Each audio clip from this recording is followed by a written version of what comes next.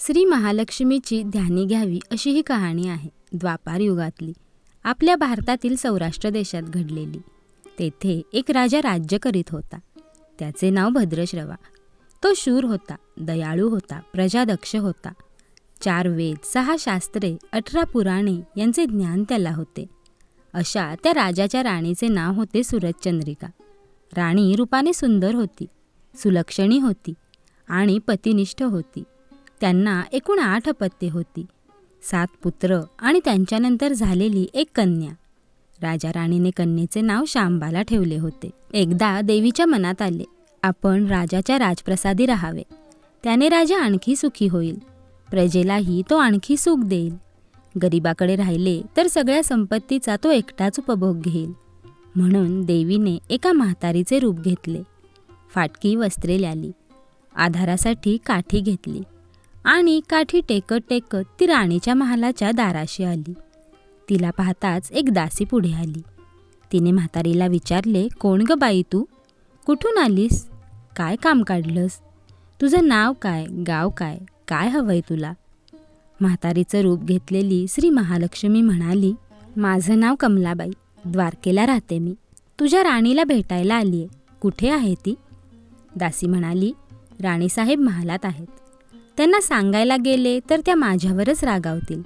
तुला त्या कशा भेटतील? तुझा अवतार पाहून तुला त्या हाकलूनच देतील. तू इथेच थोडा वेळ आडोशाला थांब. म्हातारीला राग आला.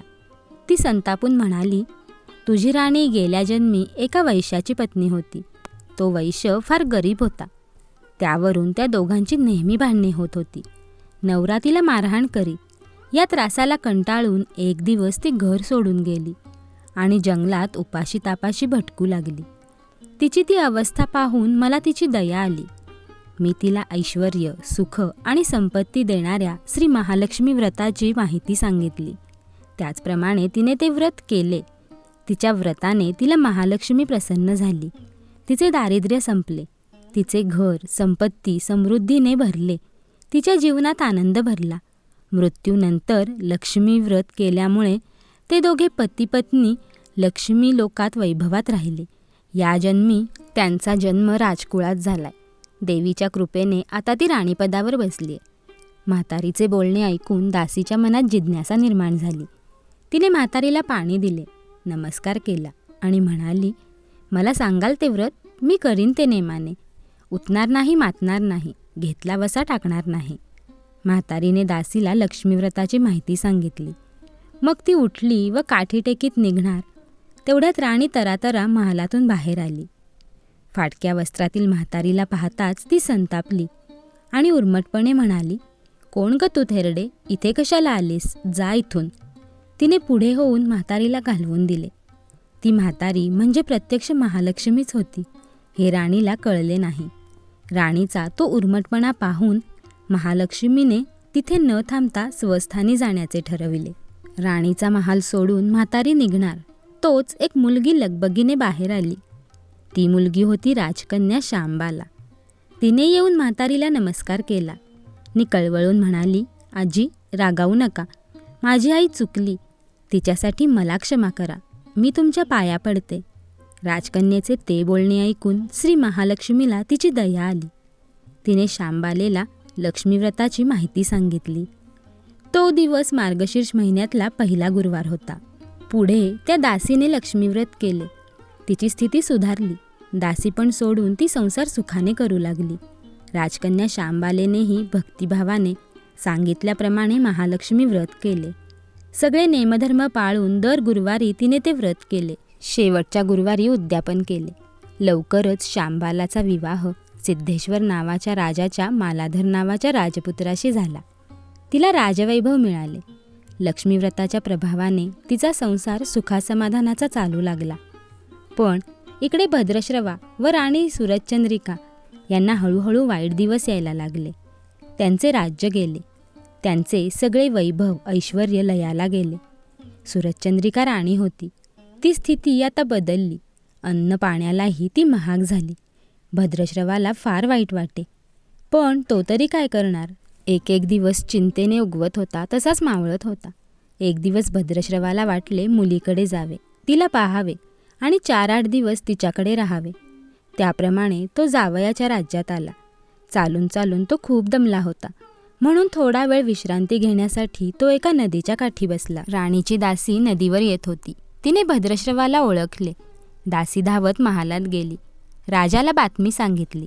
शांबालालाही ते समजले. शांबाला आणि मालाधराने रथ पाठवून भद्रश्रवाला मोठ्या मानसन्मानाने राजवाड्यात आणले आणि त्याचा आदर सत्कार केला.